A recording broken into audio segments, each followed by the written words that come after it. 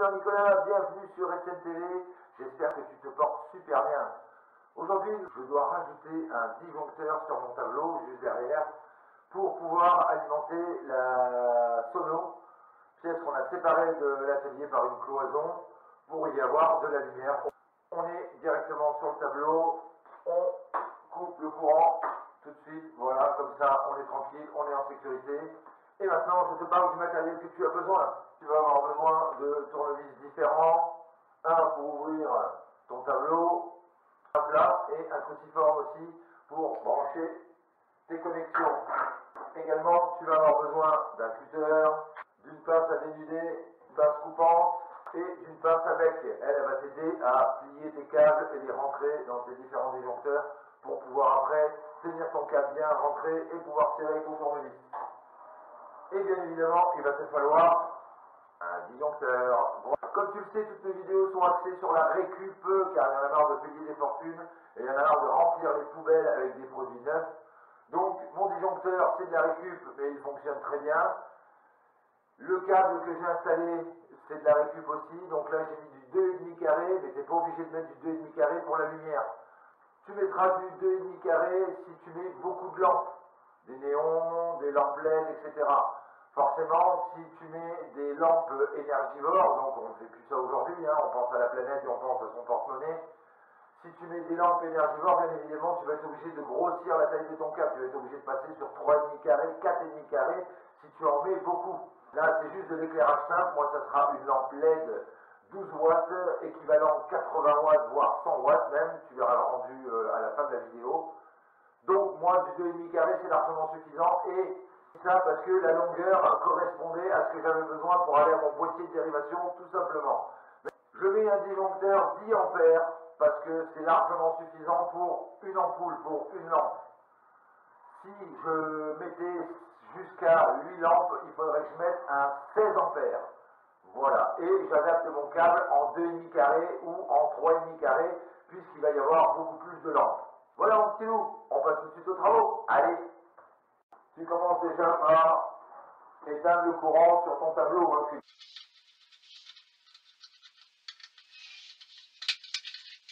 Donc voilà mon petit loup, comment c'est fichu dans un tableau électrique. Donc tu as deux rampes pour poser tes disjoncteurs. Tu pourrais, suivant le nombre de disjoncteurs que tu vas mettre, bien tu pourras acheter des tableaux beaucoup plus grands. Moi je sais que j'ai besoin que de cette taille-là, ça suffisait largement pour mettre quelques lumières et quelques prises. En bas tu as ta rampe de masse, de terre, voilà. Et puis ensuite, comme tu peux voir sur mes disjoncteurs déjà présents, ici il y a des peignes. Donc comme là ici il me reste une place sur ces peignes là, eh bien je vais mettre mon disjoncteur juste à côté ici. C'est pour ça que ma petite pince à bec elle est pratique. Je vais déjà commencer à enlever mes peignes, tu vois. Donc hop, et après avec le tournevis, je viens le lever ici un peu.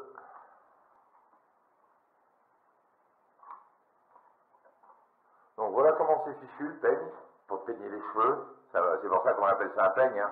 Bon forcément, là il te reste 3 cheveux sur le caillou hein, avec des peignes comme ça. Donc ça, c'est celui de ma phase, mais bizarrement quand tu le retournes, tac il est bleu, et c'est celui du neutre, tu vois. Donc je pourrais très bien le mettre à la place de celui-ci. Maintenant on enlève celui-ci.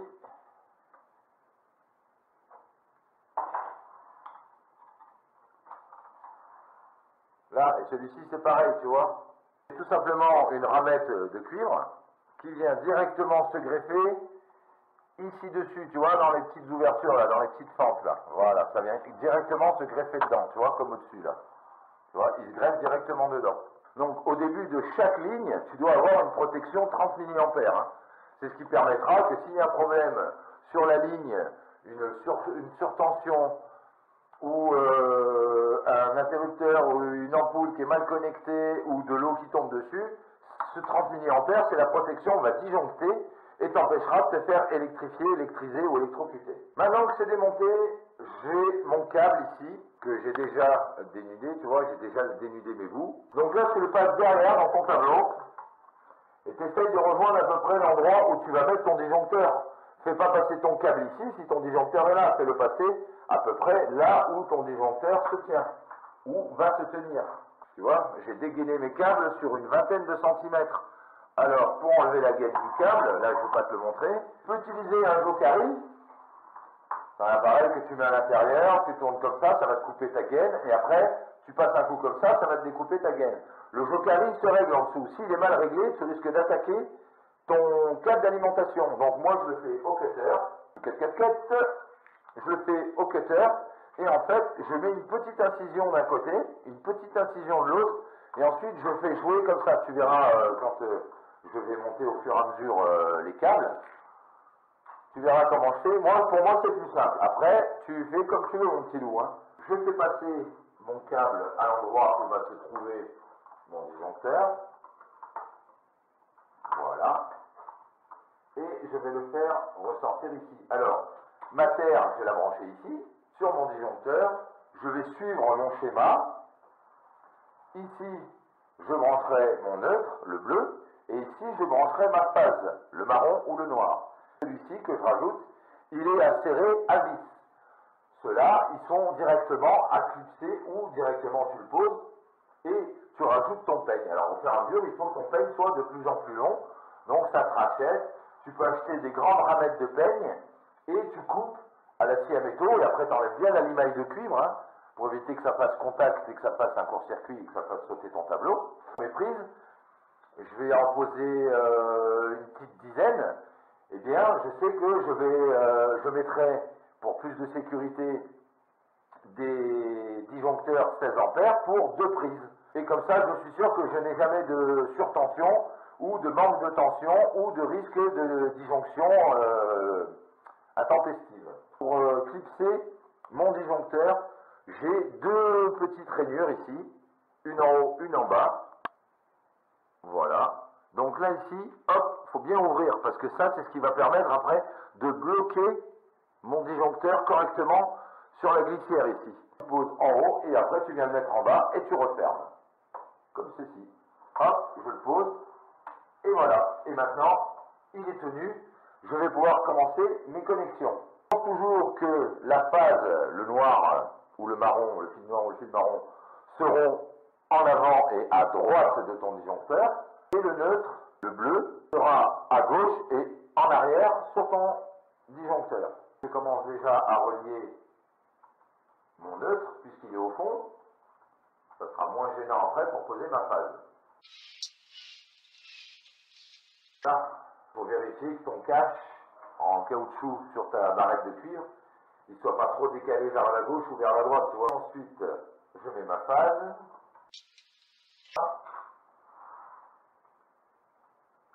À droite.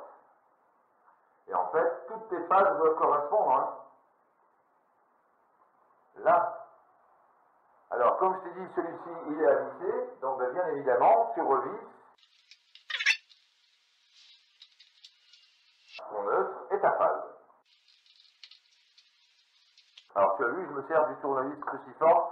Ah ben, va pas le faire à la visseuse, parce qu'à la visseuse, tu risques d'endommager ta tête de vis ou d'aller trop fort et d'abîmer ton mécanisme.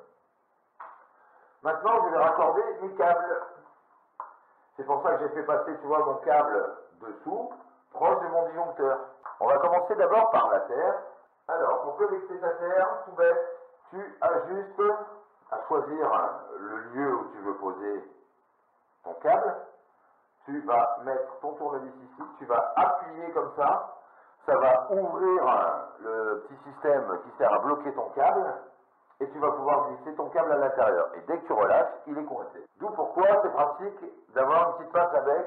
Je me mets devant mon hop, j'appuie, je rentre mon câble, je relâche, et il est maintenu. Voilà.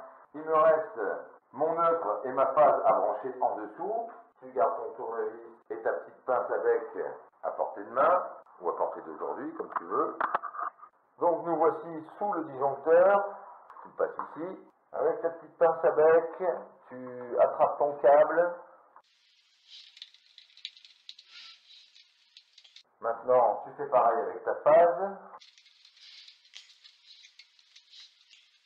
Tu tiens rentré avec ta petite pince à bec.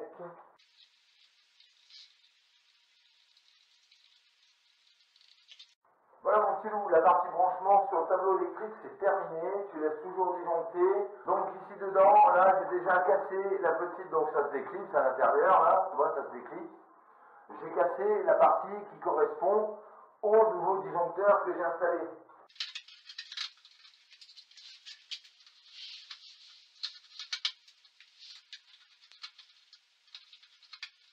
Si tu es sur des chantiers, mais quand il y a d'autres corps de métier, un petit bout de scotch sur le tableau électrique avec marqué en cours d'alimentation, en cours de câblage, ne pas armer.